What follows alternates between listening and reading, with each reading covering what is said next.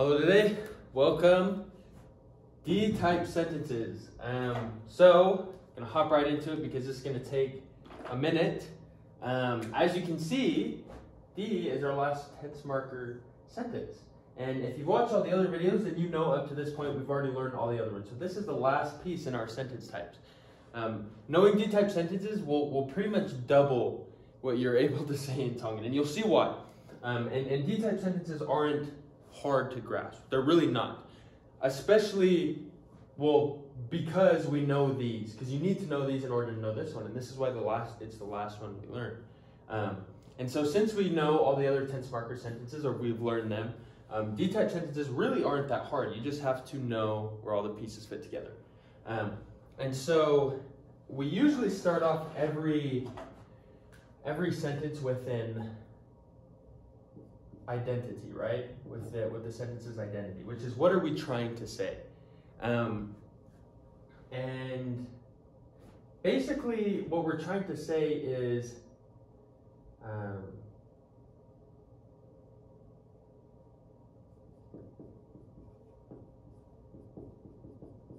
we're basically saying an A, B, or C type sentence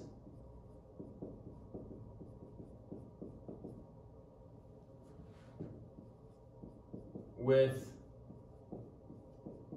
a little something. And this isn't very helpful, but you'll see what I mean. And there's a reason why these are really necessary to understand, and you'll see actually right now. So SS is our sentence structure. So ID is what we're trying to say. So we're trying to say an A, B, or a C type sentence with a little something, with a little spin on it, and you'll see what that spin is. And so how we're going to say that, which is our sentence structure, is we're going to have our sentence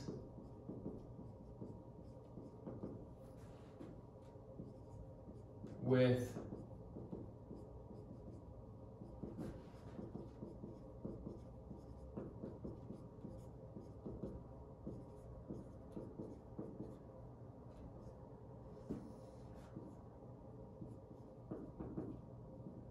infinitive word que after the tense marker. We're going to say our sentence just the exact same as it is, so whether it's an A, B, or C type sentence, but we're going to put an infinitive word and then the word que after the tense marker. Everything else is going to stay the same. And so that's why it's necessary to understand these, because these are the root of your sentence. And they're going to stay the same, except we're going to add something to them. So let's start with, let's walk through these one by one. So this is the overall message, but let's start with A-type sentence. And so if we have an A-type sentence, the way our sentence structure is this. And let me write this in red. So our sentence structure is our tense marker. It's our and I'm going to put some space here, and you'll see why I'm doing that here in a second. So it's our tense marker. It's our preposed pronoun, and then it's our verb / adjective, right? You should remember what all these things are. Next, we have our B-type sentence. And the way we say our B-type sentence is our tense marker. I'm going to leave some space again. Verb,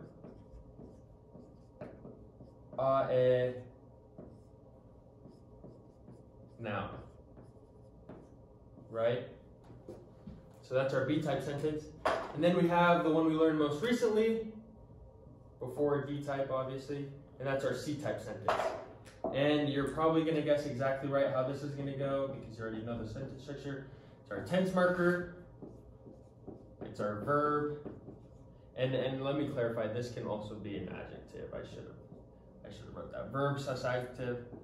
This one is only a verb, and then we're going to have our ehe, our subject noun,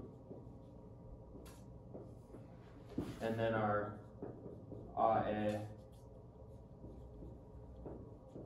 object noun. Right? And so these are our sentence structures for our A, B, and C type sentences. If you remember, D is a tense marker sentence, so we're just going to forget about the go sentences for now. This is what we're focusing on are these sentences with tense markers. So here we have tense marker, pronoun, verb / adjective.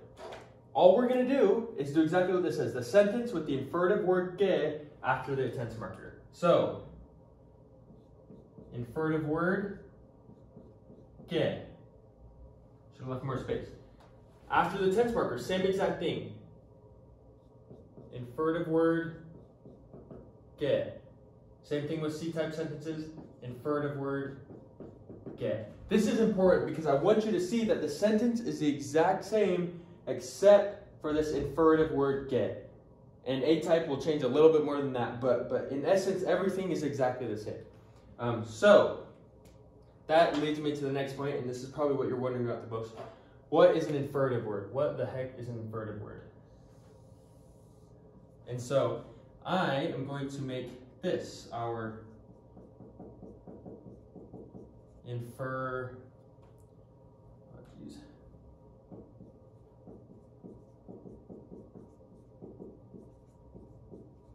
our infinitive word bank right here.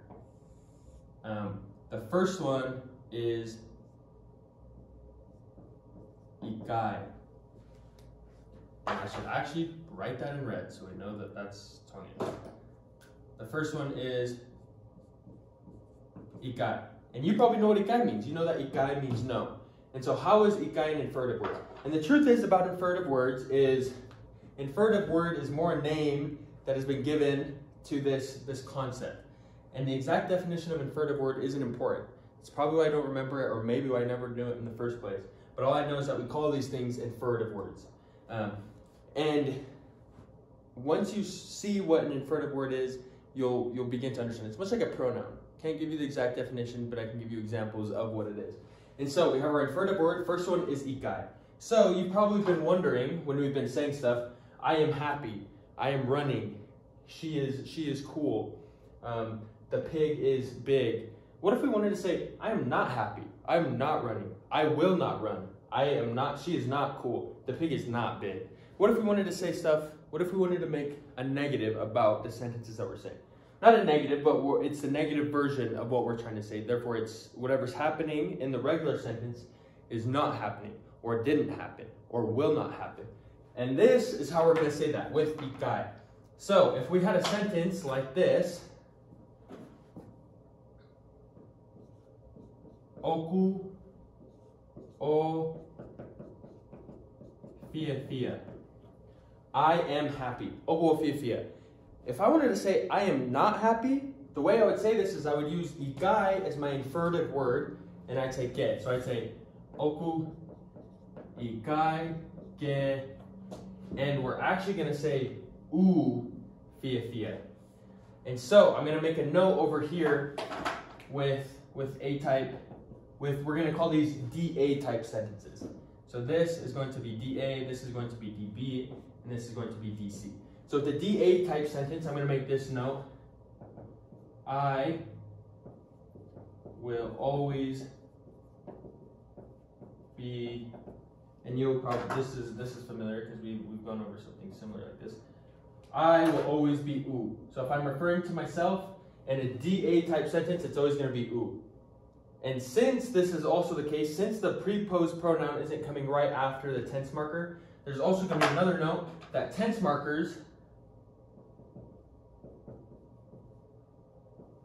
in DA type sentences will be na e, of course it'll be oku, it's always oku, and e. So this is how we say I am not happy. Oku ikai kyo fia fia. If I wanted to say I was not happy, I would say na e ikai kyo fia fia. So these notes are in reference to this u and to this. This in a normal A-type sentence would be na'a, and this would be gu. But since we're talking infinitive word, and since this is a DA type sentence, this I will always be u. So it'll never be gu or o. And the tense markers will be na'e, oku, and e instead of na'a, oku, and te. So, naikai kyo fia fia. Well, there we go. That's how we make a sentence negative. Easy as that. We just put ikai ke. So, let's try another example. What if I said, let's do what I said earlier. Oku lahi ai kuri. The dog is big, right? Oku lahi ai kuri. What if I wanted to say the dog is not big? Well, easy enough. I just add my infinitive word for making a sentence negative. That's ikai. Ke lahi ai kuri. Easy as that, right? And then, same idea with DC type sentences. What if I said, na'e ta'i e. Sorry, I should keep these matched up with what's above them. Mele tomasi. Mele hit tomasi, right? Well, what if mele didn't hit tomasi? Well, simple enough. I have my ikai ke. And the sentence now says, mele did not hit tomasi. DB and DC don't change from the B or C type sentences that they are, except for the fact that you change the infinitive, except for the fact that you add infinitive word ge. A type, you add infinitive word ge. You only use na'e, oku, and e, unlike normal A type sentences, and you only use u. So those things will change. Other than that, that's how you make a sentence negative. And essentially that doubles what you're able to say, because now you can say the negative form of everything. You can say a pronoun is not an adjective, or a pronoun is not doing a verb. You can say a noun is not an adjective, or it's not doing a verb.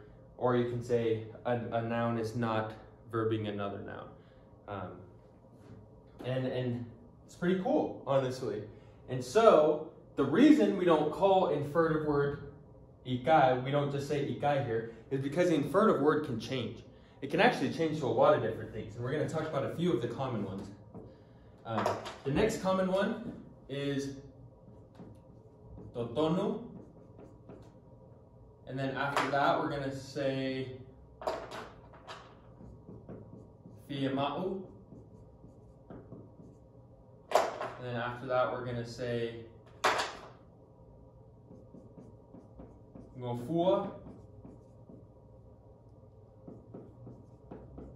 tapu, and last but not least, saipe. And I'll briefly touch on all of these so you kind of get what they mean. And the cool thing about this is, since these are all infinitive words, they're interchangeable with these sentences. The sentences might not make a whole lot of sense conceptually, but grammatically they will make sense. So, I was not happy. What if I wanted to say, I should be happy? Or I should have been happy. Totonu is should. What if I wanted to say, I needed to be happy? Fiama'u is the infinitive word for need. Ngofua is allowed. Tapu is forbidden. Saipe is okay. And saipe will be a really common one. But let's go through these. So, I should not be happy. Well, if I just change the infinitive word to totonu, all of a sudden this becomes I should have been happy. If I change it to, let me give some more space here too. If I change it to fiama'u, all of a sudden it says I needed to be happy. If I change it to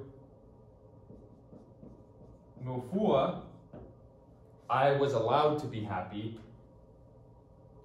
If I change it to tapu, I was forbidden to be happy. Tapu is I was forbidden to be happy. And then saipe was it was okay for me to be happy. So usually a good way you can kind of think about most of these is you can think it is infinitive word for this to happen. For example, it is allowed for this to happen, or it was allowed, if it was ngofua, for me to be happy. It was forbidden for me to be happy. It was needful for me to be happy. I needed to be happy, right? It was, totonu means like correct or right. So it was right for me to be happy, which basically means should. And then it was not for me to be happy. That one doesn't make a whole lot of sense, but we already know that ikai changes things to the negative. So in essence, all I do is switch out this infinitive word right here with any other infinitive word. And this isn't the only list of infinitive words. You can use practically anything as an infinitive word. Any sort of adjective. I could use oku mahuinga geofiafia. It is important for me to be happy. I can say oku aunga ke alu a Sione ke faleko. It is useful for Sione to go to the store. Or oku aunga ke ngawe a Sione. It's useful for Sione to work. I can say oku whakahela ke tau toe lau. It's annoying for us to read again. Whatever it is, I can just switch out this infinitive word with basically anything. And grammatically, it will make sense. I can't promise that the concept will always make sense, but it is there. And for the very last bit of what I want to go over in this longer video is one last infinitive word, and that's guopao. This is must. And guopao is unique because guopao gets rid of the tense marker, and it's also used as the infinitive word. So I wouldn't say na e guopao, I would say guopao geofiafia. I must be happy. Guopao is not na e, oku, or te, or e. It's always guopao. That's the tense marker, and the infinitive word is guopao. So that's must. So if you want to say mele must hit tomasi, I'd say guopao ke ta'i e mele a tomasi. If I wanted to say it is okay for mele to hit tomasi, I'd say oku saipe ke ta'i a mele a tomasi. It is simple because we have all the pieces. We have the A, B, and C pieces. And I think that's it for this. So thank you.